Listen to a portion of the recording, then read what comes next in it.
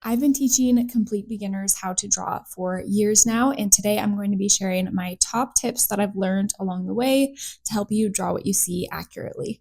Observational drawing is simply drawing what you see, so this is different from the skill of drawing from imagination. Although, in order to draw from imagination, I would argue that you should really work on your observational drawing skills first. Drawing what you see is actually much harder than you think unless you've trained your brain to do it. And that's because we have to kind of get past our preconceived notions of what we think something should look like and teach our brains to think in a different way. Also, we're just not used to observing objects at the level of detail that you need in order to draw it accurately. So you have to get used to that and train your eyes and your brain to look at objects that way. My name is Lily. I'm a high school art teacher, and I actually teach an observational drawing class where we spend a whole year working on these skills. I always like to start out the year with exercises from the book Drawing on the Right Side of the Brain by Betty Edwards, published in 1979. I highly recommend this book for anyone that is learning how to draw. Especially, I really like it for complete beginners that have never drawn before, but I've found it useful even years later after I've learned the basics of how to draw. All right, so first you always want to start with the larger shapes that you see. You don't want to worry about any of the tiny detail. You just want to get the general shapes in place. You want to make sure that you really take your time at this step, because if you don't get this step correct, then no matter how amazing your detail is that you add, it's not going to look accurate if you don't have the general proportions and dimensions accurately placed on your paper. As you grow in your drawing skills, you'll probably learn more about perspective and three-dimensional shapes and how you can use three-dimensional shapes to kind of construct your drawings as well. But for this, we're just worried about kind of the outlines and some of those larger shapes that we see. Over time, with practice, you get better at kind of judging and seeing the general size and proportion of shapes as you're putting them down. But in the meantime, using your pencil as a measuring tool is very helpful. So for this, you're not necessarily actually measuring the length of anything. Like, you're not measuring the width of this, that it's like an inch, and then putting an inch on your paper. What you're doing is comparing relationships. So for example, I might measure the width of this peel of a banana. So I'll put the tip of the pencil here, my thumb here to kind of lock that in. And then I can compare it to the width of the banana here. And I can see that they're pretty much exactly the same width. So when I'm drawing that on my paper, I want to make that comparison on my drawing as well and double check that they're the same width. I also wanted to mention that doing the measuring with your pencil doesn't just apply to having a reference photo. You can do it if you're working from life as well. What you would want to do is just hold out the pencil in front of you and lock your arm.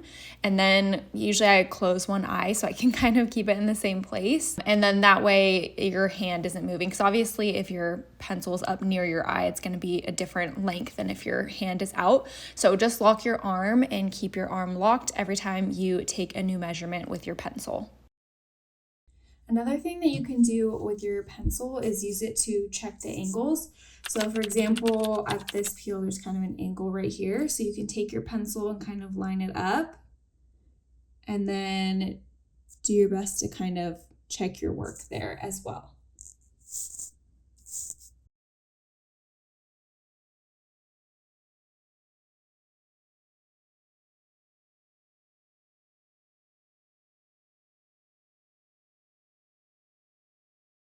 When I'm trying to find kind of the top of where the banana is, I can again use my pencil as a measuring tool. So I'm going to measure like from this point to the top.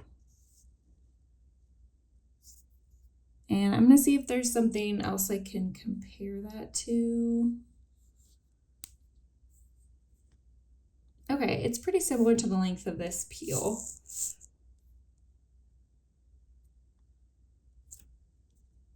Okay, so I was actually pretty close. Okay, so like right there.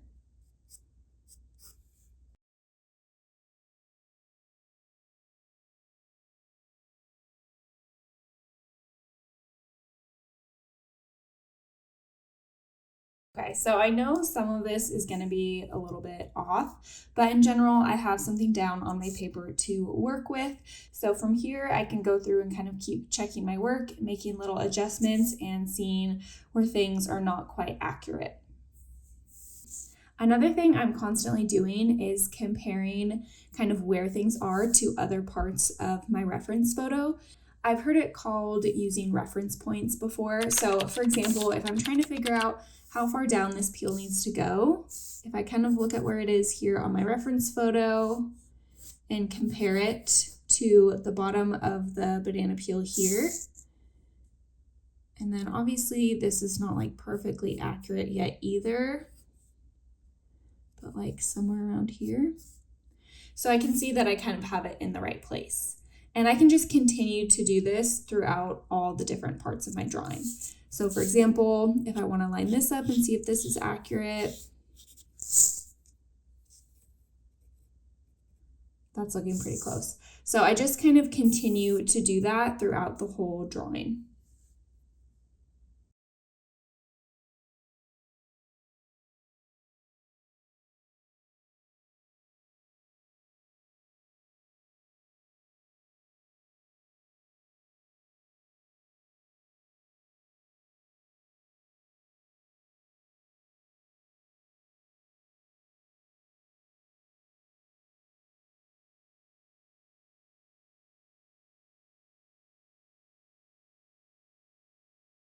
Another thing that we can do is look at the negative space. So this is actually an exercise from the Betty Edwards book.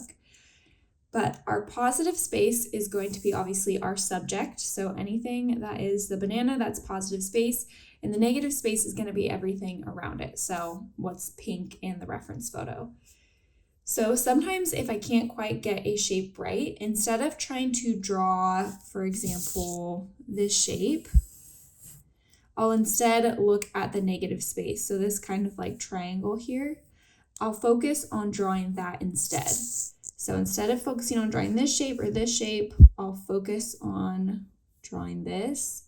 Looks pretty accurate to me already.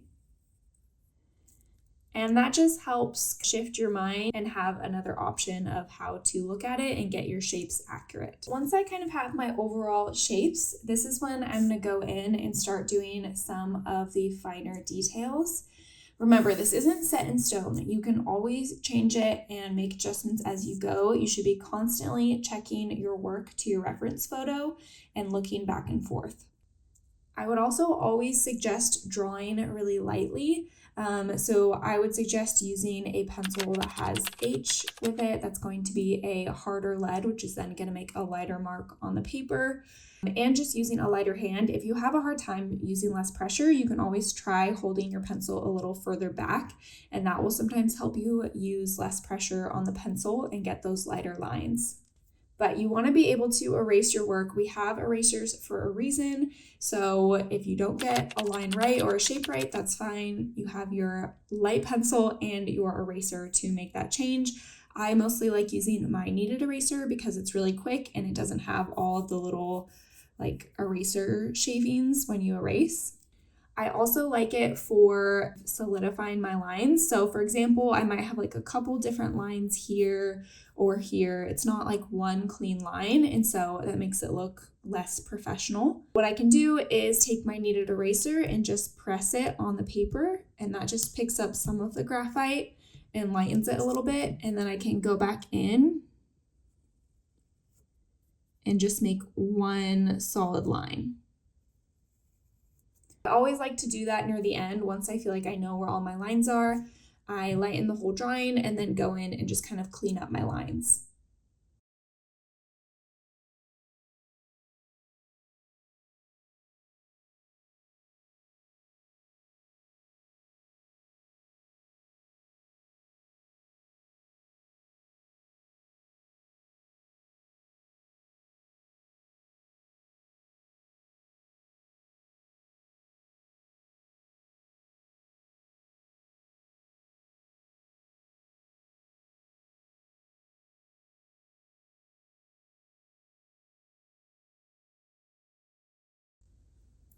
Another option of something you can do if you're just wanting to double check that everything's accurate in your drawing is you can turn it upside down and then also look at your reference photo upside down and kind of compare it a little bit.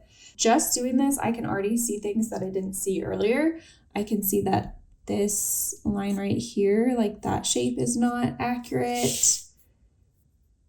And that's like the main thing I'm seeing, but I'll kind of look through everything else as well. This shape is maybe a little bit off as well. So this can be really helpful. Also, just stepping away from it for like a day and then coming back helps too. But sometimes if you just turn it and look at it upside down, you'll actually see things you didn't see when it was right side up.